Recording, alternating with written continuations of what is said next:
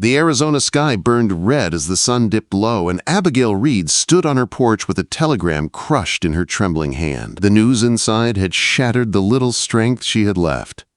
3 years after losing her husband, the bank was now coming for her ranch. All she had fought to protect since Thomas died was slipping away, just like he had.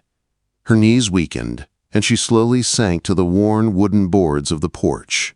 The land stretched before her, quiet and beautiful, but all she felt was a deep, painful storm she could not hold back any longer. 1878 was proving as harsh as the desert winds that whipped across her fields. A voice broke through her grief. "Man, you all right there?" Abigail lifted her head quickly and wiped her tears with the back of her hand. A tall cowboy sat on a horse a few yards away, his figure outlined by the fiery sunset behind him. Dust covered his coat and boots, his hat pulled low enough to shade his eyes.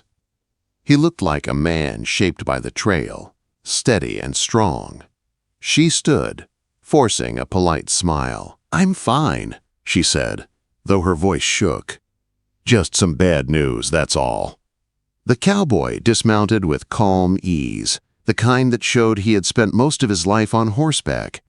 Up close, Abigail noticed his clear blue eyes and sun-worn skin. His clothes were rough from travel, but clean. A gun rested at his hip, carried not to show off, but with the quiet confidence of a man who knew when to use it and when not to.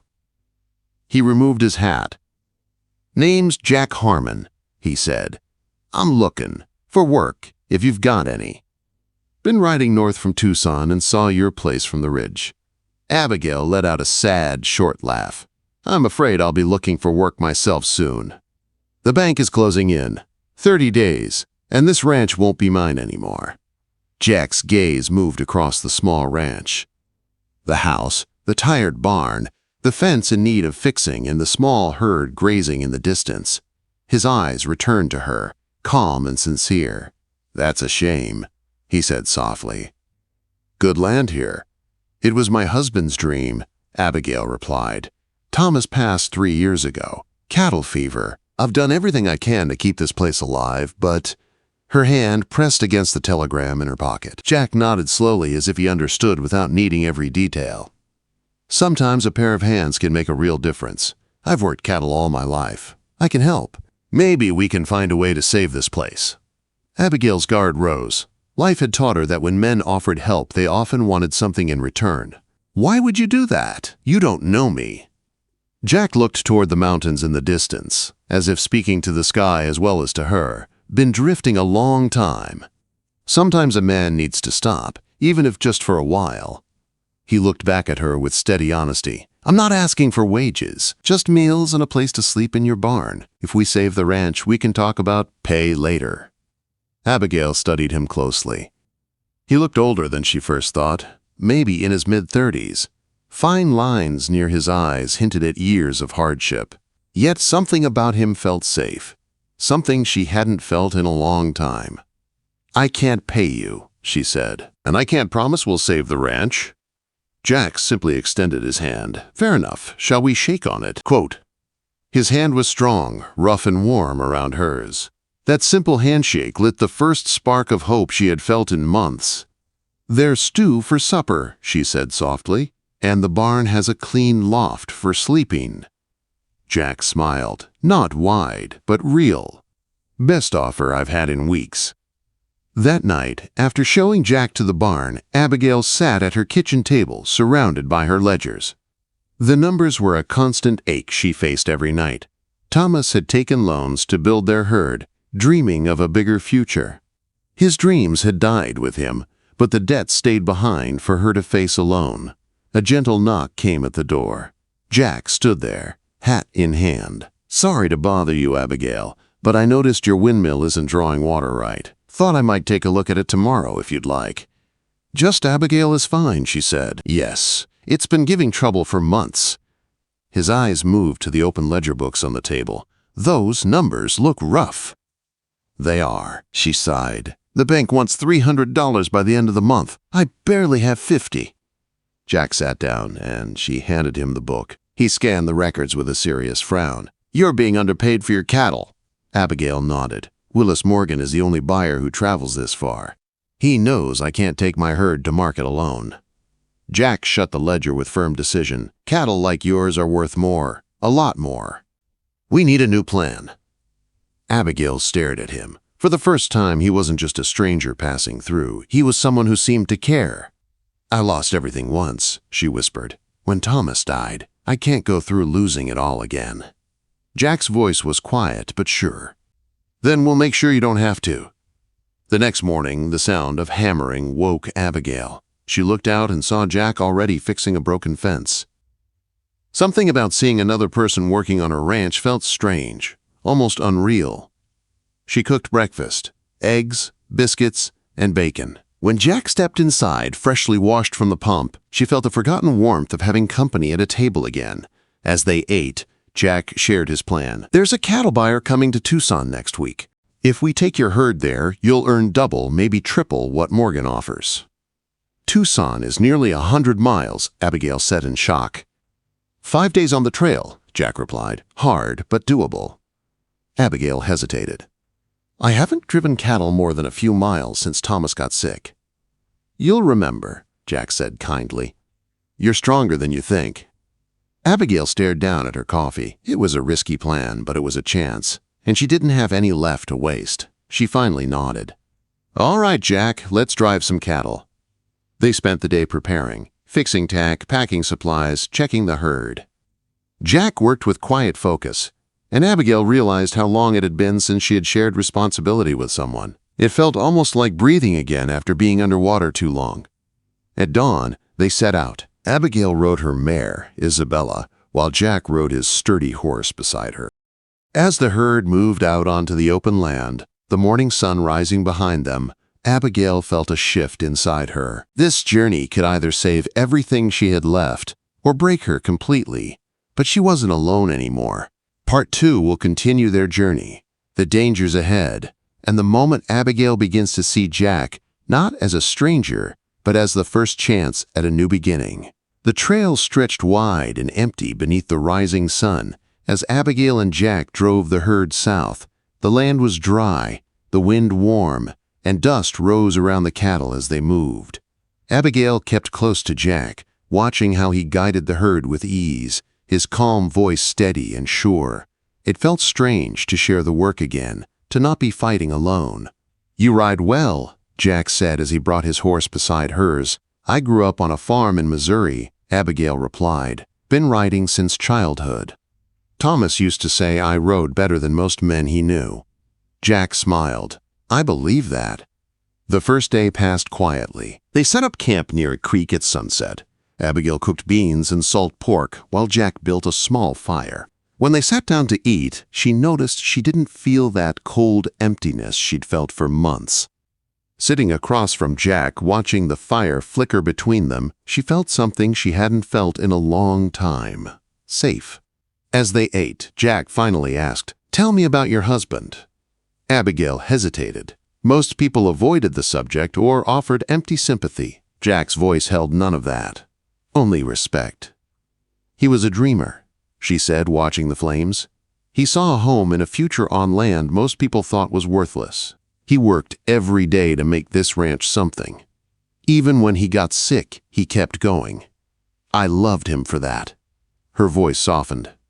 But after he passed, all his dreams became my burdens. Jack nodded, understanding. Sometimes, the hardest part of loving someone is trying to carry both your hearts after they're gone. The words struck deep. Abigail felt a tightness in her throat. She looked away before her eyes filled. They fell into silence, but it wasn't uncomfortable. It was the kind of silence that allows a person to breathe again. The next day tested them. A rattlesnake startled the lead steer, and within seconds the herd was nearly running wild. Abigail and Jack rode fast, cutting them off, guiding them back together. It took an hour, and by the time the cattle settled, Abigail was shaking from the effort. You handled that well, Jack said, handing her a canteen. Most folks would have lost half the herd. Abigail drank and wiped sweat from her brow. When you have no choice, you learn fast. Jack looked at her with something like admiration. You're stronger than you think. They camped early that night. Clouds darkened the sky, lightning flashing far in the distance. Jack watched the horizon with concern. "Storm's coming," he said. "Thunder can spook cattle. We'll need to be ready." Rain hit the next day harder than Abigail expected. The sky opened, pouring down in heavy sheets. Mud swallowed the ground. Thunder cracked like a whip, frightening the herd. Abigail and Jack fought side by side to keep the cattle together. Water drenched them, cold and harsh, but neither stopped. When lightning hit a tree nearby, several cattle bolted. Jack chased them, his horse slipping through the mud. Abigail turned her horse sharply, cutting them off. She didn't think, she just acted. When they finally got the herd back under control, both were soaked and exhausted. That night, Abigail shivered near the fire, wrapped in her blanket. Jack sat close enough for his warmth to reach her. "When you're fighting for everything you have left," she whispered, staring into the flames, "you find strength you never knew you had." Jack studied her. "Is that what you're doing, fighting just to hold on to what's left?" Quote, "What else would I be doing?" Abigail answered. "If I stop fighting, I lose everything." Jack shook his head gently. "There's more to living than just surviving, Abigail. There's life beyond fear." She looked at him, uneasy. "It's hard to believe in more when everything I've loved has been taken." He didn't push. He simply added a log to the fire. "You don't have to figure it all out tonight, but I hope one day you remember you deserve more than just holding on." The next morning, the storm had passed. The land was washed clean. Wildflowers appeared across the valley like scattered pieces of color. Abigail gasped at the sight. "I never knew this was here," she said quietly. "All these years just a day's ride from my home, and I never saw this." Jack smiled. "People miss a lot of beauty when they're carrying too much weight." They rode in silence for a while. Then Abigail asked, "How long have you been drifting?" Jack took a breath. 5 years. Lost my ranch in Colorado. After that I moved place to place. No roots means no pain when you lose them." "No roots also means no home," Abigail said softly. Jack looked at her, and something shifted in his eyes. "Maybe that's why I stopped at your place." Before she could answer, 3 riders appeared ahead, moving fast. Abigail recognized the man in the middle, Willis Morgan. The buyer who'd been underpaying her for years. Jack rode forward, placing himself between Abigail and the men. "Well now," Morgan called. "Mrs. Reed, funny seeing you so far from home." Jack kept his voice calm. "Just driving cattle to market." Morgan's smile was thin. "You think you'll get a better price in Tucson? You should have stayed where you belonged." Abigail lifted her chin. "You've been taking advantage of me for years, Mr. Morgan. That ends now." Morgan's expression darkened. "Roads to Tucson can be dangerous. Accidents happen." Jack's voice dropped to steel. That sounded like a threat. Morgan smirked. "Just a warning." But when Morgan's men shifted, hands too close to their guns, Jack spoke again, louder. "Look left." Quote. All heads turned. On the ridge, 6 riders appeared. "They're with me," Jack said calmly. "Funny thing about threatening women and cattle. Folks don't like it." They were not Apache, but cowboys from the Circle B ranch. They rode down and joined Jack and Abigail. Morgan realized he was outnumbered. His face turned pale. "This isn't over," he spat before turning his horse and riding off. Abigail let out a breath she felt she'd been holding for days. Jack looked at her with a soft, reassuring gaze. "You're safe," he said. "For now." That night, they camped with the Circle B outfit. The other cowboys welcomed Abigail with respect. Sitting beside Jack at the fire, she felt something settle in her heart, like she wasn't alone in the world anymore. Later, unable to sleep, she stepped away from camp and sat beneath the stars. Jack followed quietly. "You all right?" he asked. She nodded. "Just thinking." When Thomas and I came west, I had my own dreams. A garden, a home full of children, maybe teaching at a small school nearby. Her voice softened. "But after he died, I stopped dreaming for myself. Everything became about his dream, saving the ranch, not mine." Jack's voice was gentle. "It's not too late for new dreams, Abigail." She looked at him, her heart unsteady. "Jack, I'm 31. Most women my age have families already. Who would choose a widow with a failing ranch and too many memories? He held her gaze, steady and warm. A man who sees your worth and doesn't fear your past. Her heart stumbled. Something was changing. Between them, around them, inside her. And for the first time in years, Abigail felt the spark of wanting something more than survival. They reached Tucson by midday. The town was busy with cattle, wagons, and traders shouting over one another. Abigail's heart raced as they guided the herd into the holding pens near the rail yard. The Kansas City buyer was already there, checking cattle from other ranchers. Jack handled the deal while Abigail stood back, afraid to hope too much. When the buyer counted out the final payment, Abigail stared at the money in disbelief. $360, she said, her voice barely above a whisper. More than enough to pay the bank. Jack smiled at her stunned expression. Told you your cattle were worth more. They ate in a small cafe afterward, the money tucked safely inside Abigail's jacket. She held her cup of coffee with shaking hands, relief washing through her so strongly she felt weak. We should leave in the morning, she said. I want to get home and pay the bank before anything else goes wrong. Jack agreed, though a shadow crossed his face. We'll have to be careful on the way back. Without the herd, we'll travel faster, but Morgan won't be happy about what happened. They stayed in a small hotel that night. Abigail soaked in a warm bath for the first time in months. Clean and wrapped in a soft blanket, she lay in bed listening to the sounds of town life. Oddly, she missed the open sky and the sound of Jack's quiet breathing nearby. The next 3 days passed quickly. Without cattle slowing them down, they covered distance with ease. But Jack stayed alert. He checked their trail often, his eyes always searching the horizon. On the third afternoon, they rode into a narrow canyon, its walls high and steep. Jack suddenly pulled his horse to a stop. Something's wrong, he said in a low voice. Before Abigail could speak, a gunshot exploded above them. Her mare reared as dust flew up at her feet. More shots echoed off the canyon walls. Ride! Jack shouted. Get to those trees, quote. Abigail leaned low and galloped toward a cluster of juniper trees. Jack followed, returning fire with sharp, steady aim. They dismounted and ducked behind the trees, their horses trembling with fear. Morgan, Abigail whispered, heart pounding. Either him or his men, Jack said. Stay low. For nearly an hour they were trapped. Shots came at intervals, forcing them to stay hidden. The sun dipped lower, shadows stretching across the canyon. They're waiting for dark, Jack said. We can't stay here. As if agreeing, the gunfire suddenly increased. A bullet grazed Jack's arm.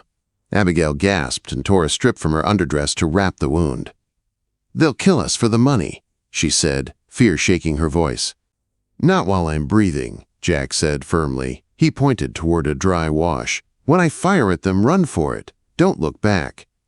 I'm not leaving you, she said. You're not, he promised. Just trust me. Jack fired several shots to draw attention. Abigail ran, sprinting toward the wash as gunfire exploded behind her. She slid down the bank, scraped and breathless. Jack landed beside her a moment later. They moved through the wash, circling behind the attackers. By the time they climbed the slope overlooking the canyon, the sun was almost gone. Below, they spotted 3 men moving among the rocks. They don't know we're behind them now, Abigail whispered. Which gives us the advantage, Jack said. He called out, Morgan, you might want to rethink your position. The men scrambled for cover, shocked to hear his voice above them. Jack fired a warning shot. Abigail held her breath. You're outnumbered and outflanked, Jack shouted. Throw down your weapons. Before Morgan could respond, the thunder of hooves filled the canyon. Riders appeared at the eastern entrance. Ben and his men. The Circle B outfit had returned. They spread out quickly, surrounding the canyon. Morgan's men froze. Drop your guns, Morgan, Ben yelled, or we start shooting for real. Outnumbered, Morgan and his men surrendered. Ben's cowboys disarmed them and tied their hands. Jack and Abigail climbed down the slope. Ben met them with a grin. Figured we'd ride out and check on you, he said. Heard gunshots a mile away. Morgan glared at Abigail as they led him away. This isn't over. Yes, it is, Ben said. Sheriff's waiting for you back in Tucson. When Morgan was gone, Abigail's knees suddenly weakened. Everything she'd held together finally cracked. Jack caught her as she fell against him. She buried her face in his chest. "I thought we were going to die," she whispered. Jack held her close, his voice soft. "I wasn't going to let that happen." They returned home the next afternoon. Abigail's ranch had never looked so beautiful. The house, the barn, the land, it all felt different now. Safe, worth fighting for. Ben and his men said goodbye and rode on. Silence settled in the yard as they left, leaving Abigail and Jack standing together. Inside, Abigail made supper, stew, and fresh bread. They ate at the table, the soft lamplight wrapping the room in warmth. With the bank paid and danger behind them, the air felt different, lighter. But something heavy sat between them, the unspoken truth of what came next. "What will you do now?" Abigail asked quietly. Jack set down his fork. "I haven't decided. Maybe head north for a while." Her heart sank, though she tried to hide it. "Of course. You've helped more than I can ever repay." He stood and moved closer to her. "Abigail, look at me." She turned slowly. "You think I'm leaving because I'm a drifter," he said. "But the truth is I haven't made up my mind because leaving doesn't feel right anymore." She frowned slightly. "I don't understand." Jack took a quiet breath. "When I came here, I was just looking for work, a place to sleep. I didn't expect to find a reason to stay. But I found you." Her breath caught. "I lost my home years ago," he said. "I lost the life I thought I'd have. I stopped believing I could build anything again. Then I met you, and I felt something I haven't felt in a long time, a purpose, a future I'd want." He took her hand gently. "I'm not Thomas. I'll never replace him. But if you'll let me, I'd like to stay, work beside you, build something with you, together." Tears filled Abigail's eyes. Fear rushed forward, the same fear that had held her heart locked for so long. "I don't know if I can do this," she whispered. "The last time I loved someone, I lost everything. I can't go through that again." Jack lifted a hand and wiped her tear with his thumb. His voice was soft, warm, steady. "Then let's go through it together. The fear, the risk, all of it. Because living scared isn't living, and I'd rather face the pain of loving again than spend my life running from it."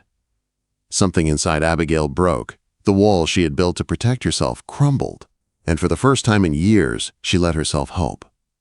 "Together," she whispered. Jack pulled her into his arms, and when he kissed her, it wasn't rushed or uncertain. It was gentle and full of promise. A beginning. Life did not suddenly become perfect, but it became theirs. With time, the ranch grew stronger than ever. They expanded the house. 2 children were born into that love-filled home. The garden Abigail once dreamed of bloomed with color every spring, and the ranch became a place people came to for comfort, laughter, and hope. Years later, sitting on the porch with Jack's hand in hers and their children playing in the yard, Abigail looked at the land that had once felt like a burden too heavy to carry. "Any regrets?" Jack asked softly. She leaned her head on his shoulder, smiling. "Not one. Every hard mile brought us here, and I wouldn't change a single step." Jack kissed her forehead. Together they had proven that second chances weren't just possible. They were worth the courage it took to try again. Because some hearts weren't meant to heal alone. Some journeys were meant to be shared.